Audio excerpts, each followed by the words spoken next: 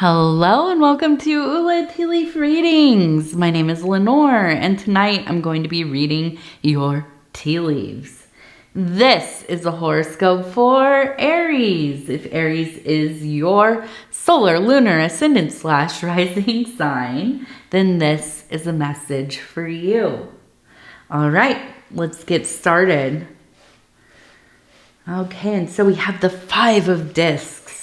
You know, not the best card. It is, my words. It is related to having kind of the feeling of worry in your life. Worry probably maybe in your material world, maybe financially. Usually with the discs we do, we think, okay, these are the coins. This is probably maybe a financial thing. But the nice thing about doing tea leaves, and let's go ahead and take a look and see what these tea leaves have to say, is that we will have more clarity and maybe even kind of some sign of how to remedy, or maybe some distractions, some little, key, a special little key to help us get through this situation. All right, so let's see. And if you have not subscribed yet, please think about doing that. You can hit the little bell. That will let you know when the next readings are coming out. It is free to subscribe. All right. I feel like I'm so off my game tonight. I am recording at a weird time. I usually record late at night after everybody's asleep, but tonight I'm recording around dinner time. So I don't know. Plus, it's the new moon, and that always affects me so deeply. Okay, let's take a look at this one. This looks like some kind of medieval, kind of demon troll type of deal. I don't think it's a demon, but I do think that it is maybe some kind of fae or maybe an elemental of some kind. Now we see, it looks like it has its hand here. Okay, you can see the head here, maybe like an antenna or some kind of whisker. I always call bugs antennae now whiskers because that's what my daughter calls them. And we have the body here and the little legs and the feet. Okay, and so I feel like there's just been a series of annoying events.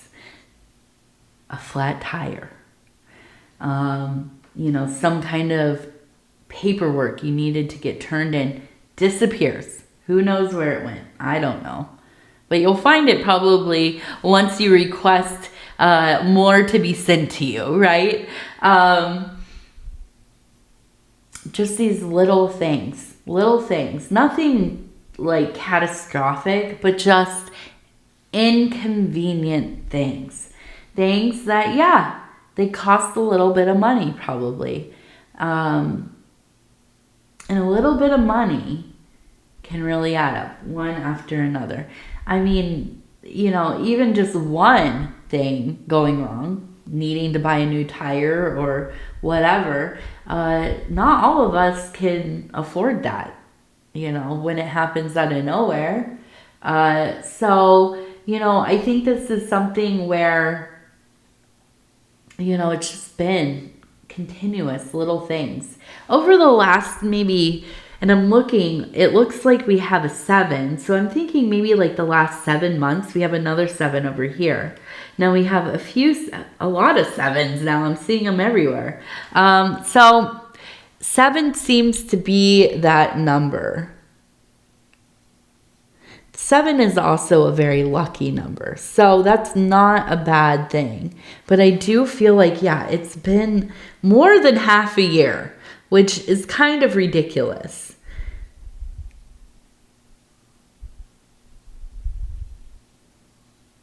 Okay.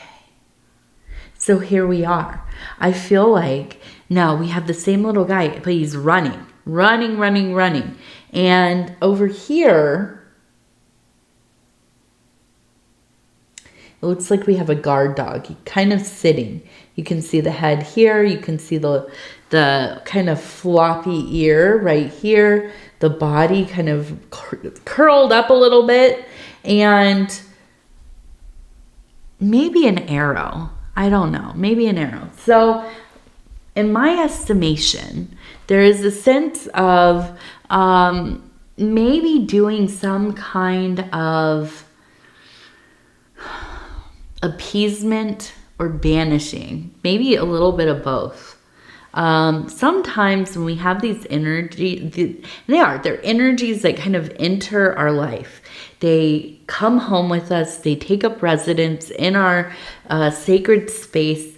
They maybe go unnoticed for a while because it seems like coincidence, or we all have a few things that will go wrong here and there. But I do feel like you've really noticed, like, this is different. This isn't just like randomly all this stuff is going to go wrong. Although, let me just say, if you're going through your Saturn return, then maybe that could be true.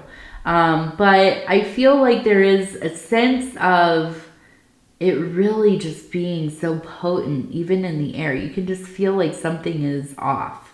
So I feel like this is a good time for cleansing the house, right? Cleaning it, organizing it, opening the windows, letting all the air flow out, sweeping, getting all the cobwebs out, all of that. Top to bottom. Do a spring clean, do a fall clean, get it cleaned out. Now, when we're doing these kinds of banishings, we want to also make sure that we're giving them a little bit of something kind of sweet. I mean, this is my idea anyways, of making kind of it's not really an offering, not in the sense of like, you're worshiping this thing, but it is kind of like a parting gift, right? And usually I would say that this is something, I use a lot of like dried flowers, dried herbs, fruits, and this kind of thing. Now the Fae like egg water for some reason. I've read about it, but I don't know what the actual background is. Why do the Fae like egg water? And you might be thinking, what the heck is egg water anyways? Well, it is the water that you boil eggs in. So you take a pot and you boil your eggs. You drain off the water into a bowl or a jar or whatever, and you let it cool, and then you use it to kind of offer up to the Fae as like a bartering thing. Now, when you want them out of your space, when you are ready for them to kind of get on, it is. The Fae are tricky. They're tricky things. They're not like demons or ghosts or, these kind of roving apparitions or, whatever. The Fae live among us all the time. They're not going to take off forever, right? But they will maybe take up residence somewhere else. They might leave you alone. So, giving them a bit of an offering, but also making sure that you kind of, show them the way out. Show them the way out. Now, this might be something like, if you've ever heard of somebody that doesn't kill ants, for instance. You find a bunch of ants in your house. Well, there are a lot of people who they won't kill them. They're not going to poison them or, use chemicals or anything like that. But what they will do is make a trail, like a bread trail, a sugar trail, whatever, leading them outside. Okay. And I don't know if that works or not. I don't know. I know my sister does it though. And I honestly, from my childhood, I can't really remember if it actually works or not. But I remember thinking, wow, that's a lot of work. She's very devoted to these backyard spirits. And so, And so, you know, it's kind of the same thinking. You have to kind of give them, lead them out there. Now, again, I like to use like pretty little shiny things, or dried flowers or herbs, bundles of herbs, and what did I say? Egg water, fruit. Fruit is the big one. And then as you feel the oppressive kind of trickster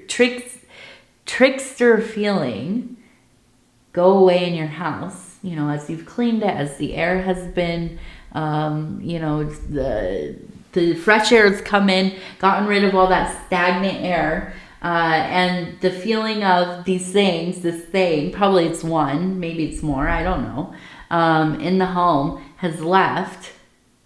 Then you take some grass, weave it together. It doesn't have to be a long, like sweet grass or long grass. If you've ever seen them, they're dried and they're braided. Okay. Now some people burn them, or they hang them over the doors, or, you know, whatever. You can take whatever grass is available to you, even if it's just, you know, regular lawn grass or whatever, and bundle it together. You can braid it. Braiding is good too, but bundle it together and put it at the door. Okay. All of the doors of the home. And this will, I guess, keep them out. It's worked for me. I'm a superstitious person, though, and I believe heavily in what they used to call household gods and spirits. And each thing kind of in your house has something to rule over it. Like the god of the portals, and the portals are your doorways and windows, or, you know, the goddess of the hearth, and so on. So the running water and you know, where you would keep your herbs and everything. There are intelligences, gods, goddesses that rule over all of these kind of little domains within the house. And I believe, I don't know how or where it came from. Maybe it's something that is passed down through, you know, my ancestry or whatever. I don't know. But I have, since I was a kid, fully known that there are things that you have to make good with. You just do. You take care of them, they take care of you. You don't cause them problems. When they don't like something, they'll let you know. And you'll find out. You'll know when they're unhappy. So, you know, and this is kind of a weird reading already. I know. You're probably like, wow, this is... I did not come here for this. But, you know, the thing I love about Aries is that you all are... you're very, like, sometimes out there thinkers. You think outside of the box is what I'm trying to say. You have such an imagination. You know, some people might think like you're kind of eccentric, or, you know, just kind of in your own zone. And yeah, I believe that too. And so that's why I love having Aries people around me, because not only that, you're able to create with this vibe that you have. And I never feel embarrassed or weird about talking about these kinds of things, because you're like, oh yeah, you know, yeah, that's, I've seen something like that myself, or, you know, I've heard of that, or, you know, I've never heard of that, but that's really cool. I've never had a bad experience with an Aries person being like, you're too weird. That's weird. I don't like that. So, I appreciate you all greatly. Actually, my best friend is an Aries as well, and she's literally the coolest person. Wow. Let me amend that. And I'm sorry, honey. My daughter is the coolest person I've ever met. But also my best friend she's up there. She's like, right. They're very close. So I admire and love my Aries people. Okay, let's see. So we have a 2, we have a 3, we have a 2. 2, 3, 2. 232, but it also kind of looks like 2 and then 32. We also have a 1 over here. Okay, 1,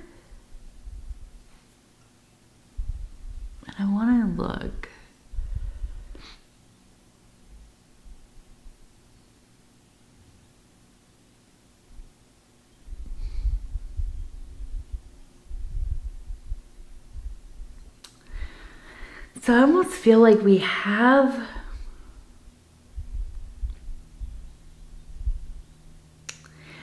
like a father figure here. Right here. Holding another person, another man. Now we have a person sitting here watching. We also have a key right here. So I almost feel like, is this your dad? Or I think it might be your dad. But I feel like your dad and maybe somebody that you dated or you got married to, you were romantically involved with. Absolutely, your father was not into this person at all. I can see this like picking him up and throwing him out. Not really, you know, but wanting to. And I feel like, you know, there was a time where you were so in love with this person that it was hard to kind of see what your father was seeing. And you were probably pretty young. I feel like this is an old thing. And I feel like it just, you know, and I look over here, I feel like you just lost it. You maybe even left your family for a while because you picked this adventure with this person who was exciting and you were in love and they were charming and wonderful. But I also feel like they were controlling and they made you feel really small. Really small. And you know, it's one of those things where it's like, usually I feel like your father or your father figure, or maybe it was your older brother or whoever was looking out for you. Usually they will just kind of, you know, mind their business. They want to support you, but they're not going to get involved in your personal life decisions, right? They're going to, if you ask them for help, they're going to help you or give you advice or whatever. But in this situation, it was like, this is the wrong, like there's a bad energy. This person has a bad energy. The way that they treat you is not okay, you know, and one day you're going to see that. And so I think, yeah, you did. You absolutely did. And then you went back to your home or around your, you know, maybe you even moved back in with mom and dad or you know, dad or whoever. And now here's the thing. I feel like maybe you have a kid who is getting older, they're dating or getting married or whatever, and you see them really kind of, you know, picking somebody or picking people to date that it almost kind of, it's like it's like repeating, right? But it, you know, I feel like it's like to you just keep thinking, I raised them so well. I tried to raise them differently than even though your family's probably wonderful, right? A little bit differently and definitely in a different era, right? And so thinking, yeah, I'll keep them safe. I'll protect them. I will, you know, they won't be out gallivanting and you know, meeting all these, you know, people who they shouldn't be around or whatever. Yet, right? Our kids, they find a way, don't they? They find a way. And so I feel like you're kind of going through the same thing to some degree. It's maybe not the exact situation, but something similar, right? And I feel like this is something that has been so stressful. I feel the worry.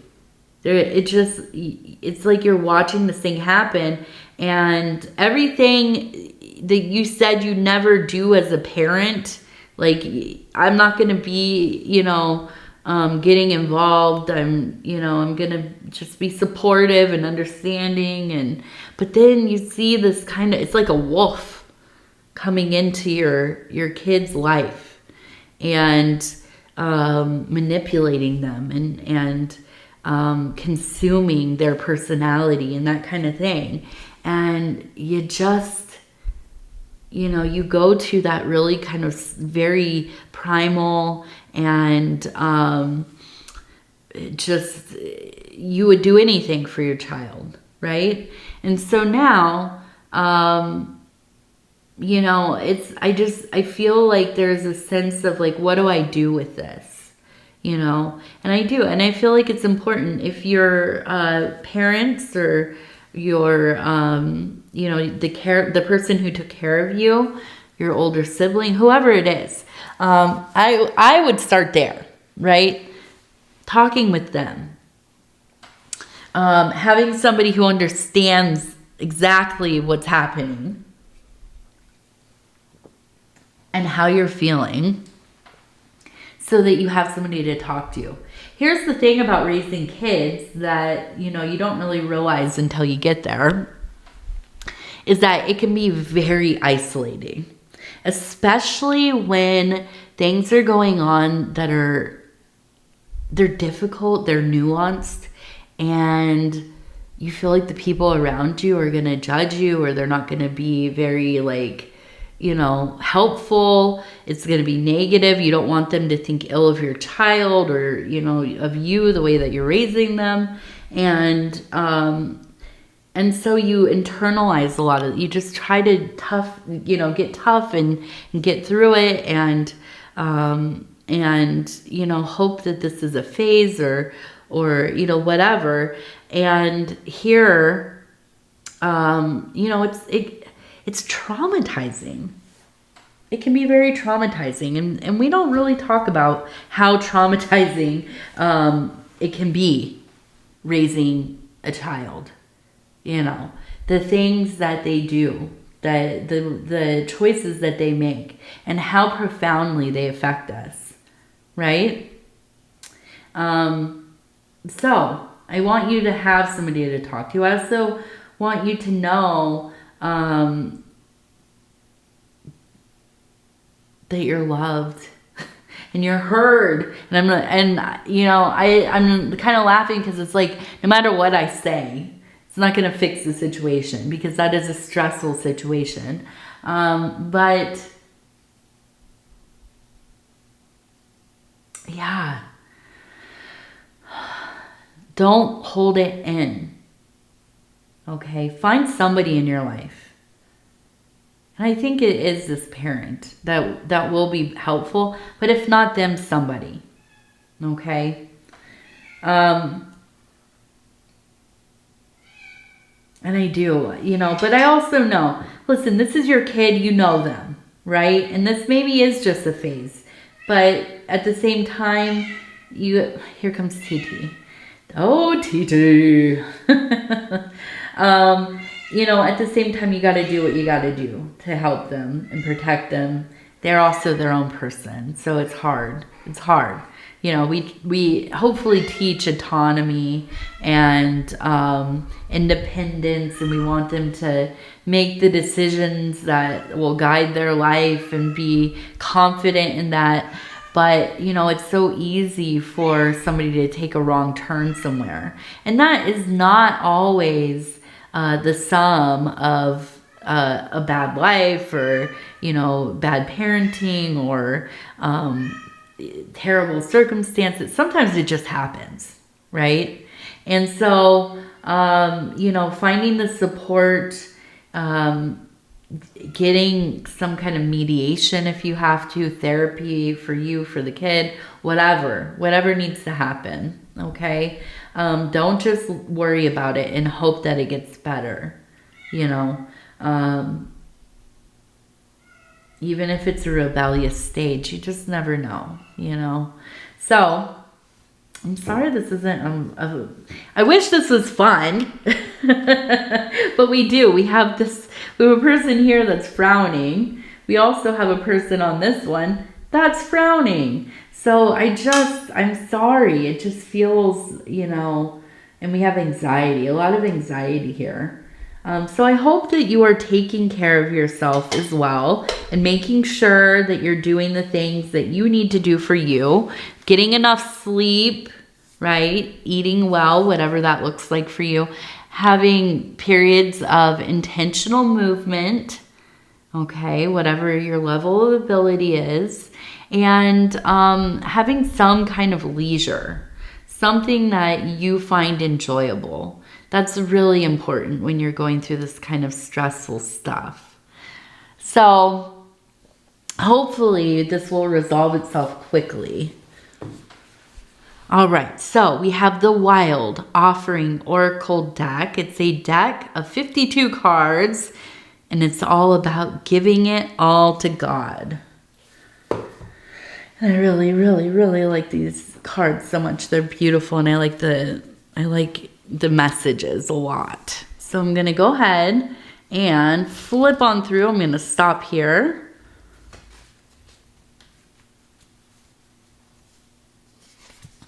And it says, make it God's. Release the idea of my.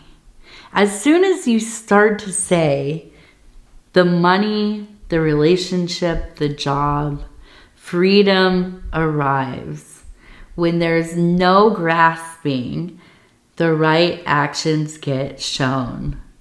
Free me from the prison of my dear Lord.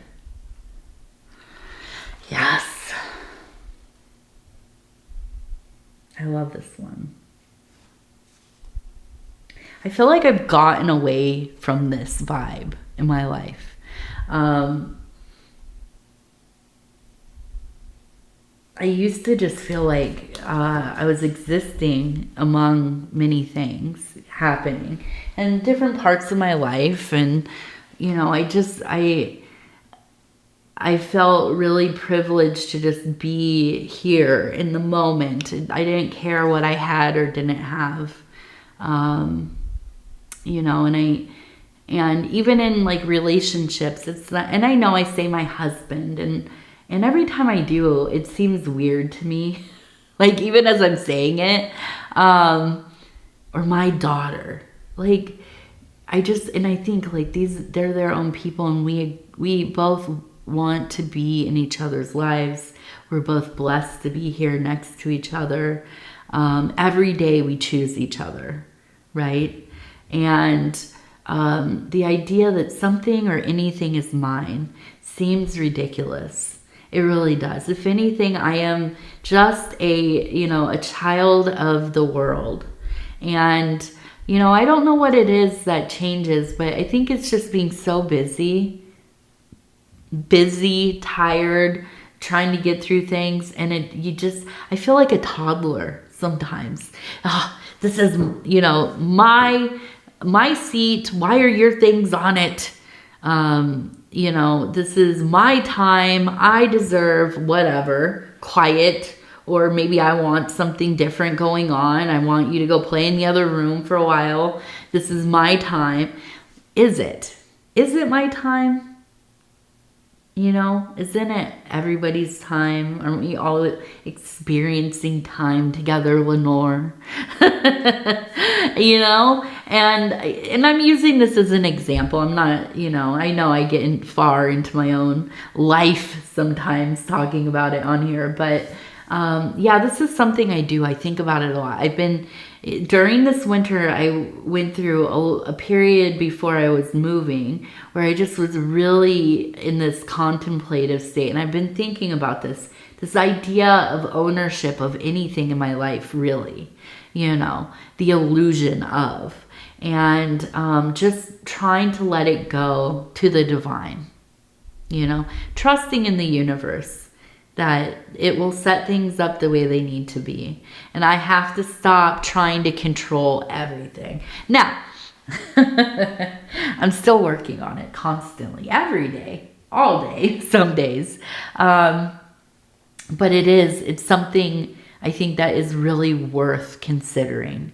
It is worth considering. All right, Aries, I love you, and I thank you for spending this time with me. If you would be so kind as to like the video, it really does help the channel so much. And if you have not subscribed yet, please think about doing that. You can hit the little bell. It'll let you know when the next readings are coming out. And if you would like to leave a comment, please do. I read them all. They mean very much to me. They really do. Sometimes it takes me a while to get back to you. So, you know, I don't know if you get the notifications or not that I've commented back. Sometimes well, not sometimes, I never get notifications from people when I comment to them or on their comment and then they comment back to me. It's like the third, you know, whatever. I never see those, the notifications. I have to go back through and check. So I don't know if people get the notifications or not, but you know, if you were looking to hear from me, check back in a few days, because it takes me a few days to get through the comments and stuff. So anyhow, I love you and I thank you. I hope you have a wonderful few days. We're in the new moon, so it's also, my brain is scattered to the wind and just running around like a chicken with its head off. And so thank you. Thank you for putting up with me. All right. Well, Aries, I love you. Take care. We'll talk in a couple days from now. Good night.